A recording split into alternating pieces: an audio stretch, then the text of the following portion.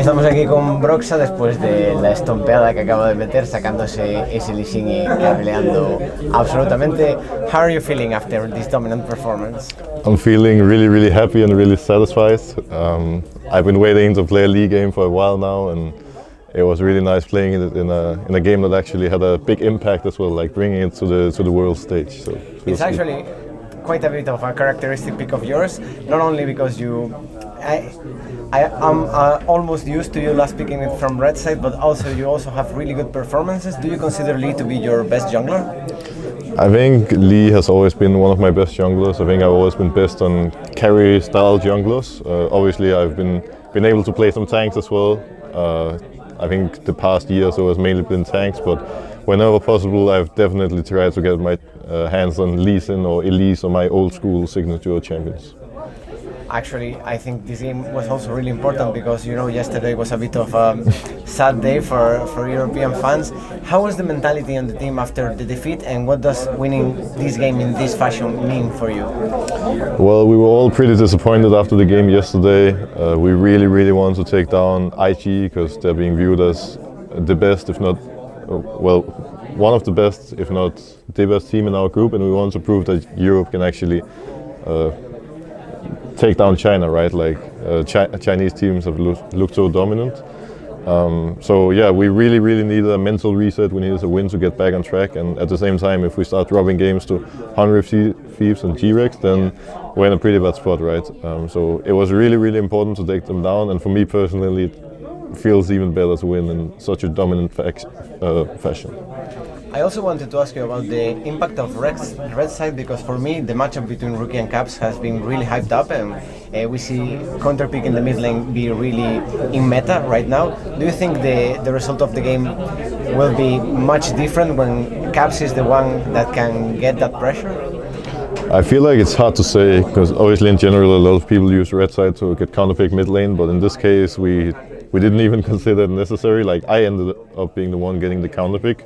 So I think it's different from draft to draft and from team to team, but generally a lot of the players with superstar mid laners like KT, like IG, and like us as well, like obviously red side is nice because we can make sure that mid lane is in a good spot.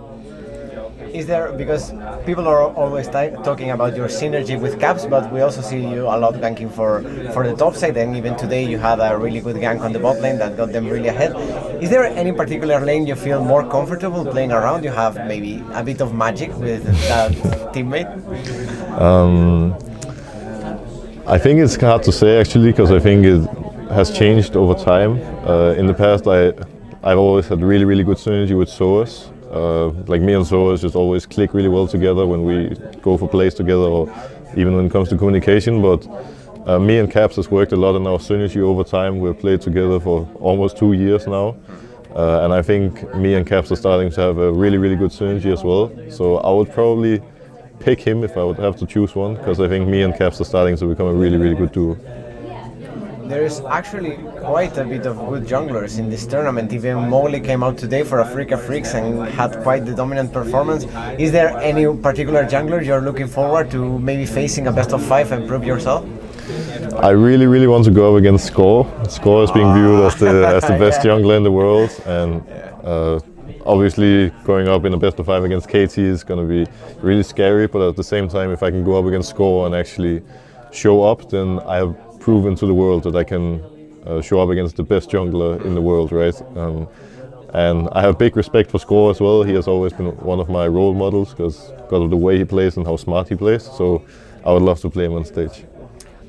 Now going to maybe a less famous jungler, I wanted to ask you about Anda, because he got a bit of flack because he came in place of Meteos, who is like a very famous veteran.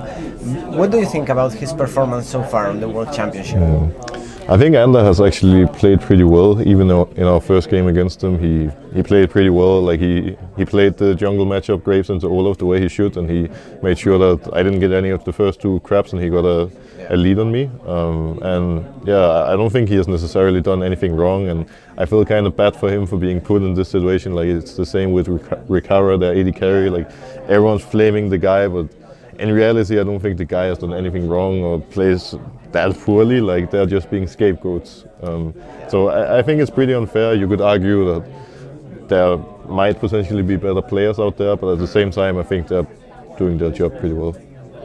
Well, do you have any last words for the, in this case, Spanish fans that might be watching? Well, I want to say thanks so much for all the support to all the Spanish fans out there. We were in Madrid not long ago for the finals, and it was absolutely crazy how much support we had.